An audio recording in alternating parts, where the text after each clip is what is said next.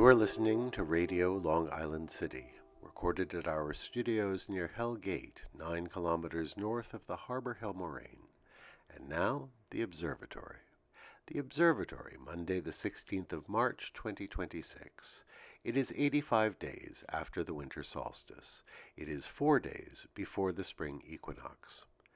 Today is the 17th day of the American and Israeli war against Iran and Lebanon. The sun rises today at 7:06 a.m. Solar noon takes place today at 1:04 p.m. The sun sets today at 7:04 p.m. Civil twilight ends at 7:31 p.m. and nautical twilight ends at 8:03 p.m. The length of daytime today is 2 minutes 43 seconds longer than yesterday. The moon is in its waning crescent phase and is 7% full at midday. The moon rises today at 5:57 a.m. and then it sets at 4:36 p.m. The new moon will arrive on Wednesday, the 18th of March. These are the predicted tides today for Horns Hook.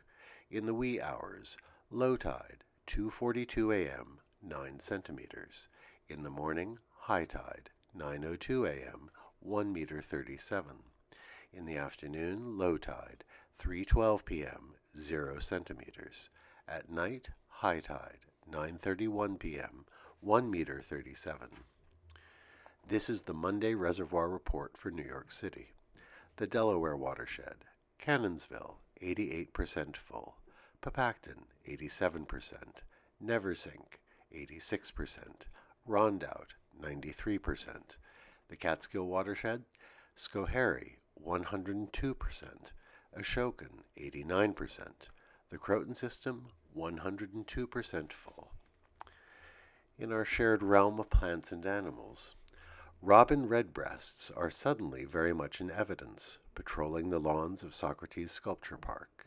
They have such distinct movements. They stand still, look out, then move a few feet forward in a set of little hops. Their hops usually come in sets of 3. Hop, hop, hop, and pause.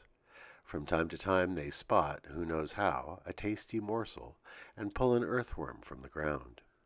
They are relatively unbothered by people, and if you sit in the park, they will often come by and stand near you, looking at you, contemplating you.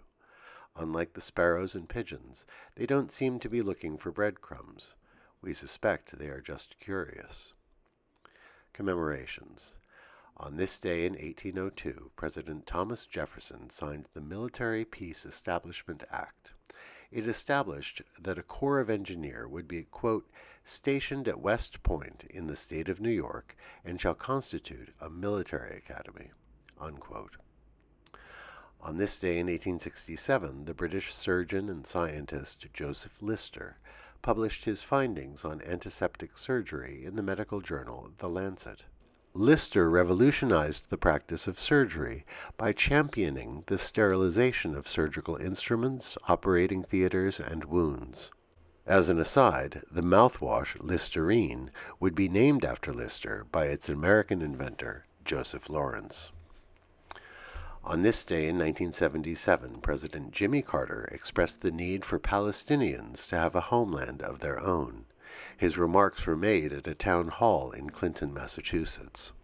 Carter's call was part of his vision for a comprehensive peace settlement that would enshrine the rights of Palestinians alongside those of Israelis. He foresaw that the continued existence of refugee camps and the lack of Palestinian self-determination would never allow the conflict in the region to be fully resolved. On this day in 2023, the Houston Zoo announced that the 90-year-old Mr. Pickles, a radiated tortoise, had successfully mated with Mrs. Pickles, aged 53. Their 3 children were named by the zoo Dill, Gherkin, and Jalapeno. Today we wish a happy birthday to Ursula Goodenough, born this day in 1943.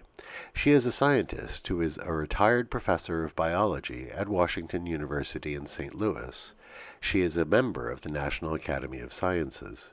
But she is probably best known to a wider audience for her book The Sacred Depths of Nature, which advances an argument in favor of a religious naturalist orientation. This approach sees our understandings developed in science as a path toward personal wholeness, social coherence, and planetary sustainability. Happy birthday, Ursula Goodenough. We also wish a happy birthday to Jorge Ramos, born this day in 1958. Our listeners who watch Univision will know him for his 39 years as a reporter and anchor on that station.